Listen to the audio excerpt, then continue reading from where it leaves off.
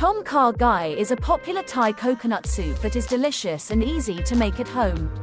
Here's a recipe to get you started.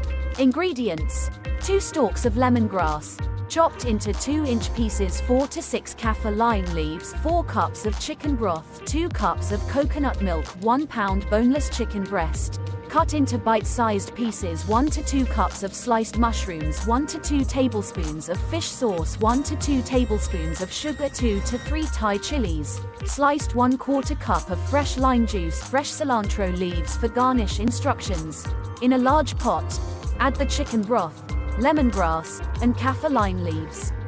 Bring to a boil and let it simmer for about 10 to 15 minutes to infuse the flavors. Add the chicken to the pot and let it cook for about 10 to 15 minutes until it is fully cooked.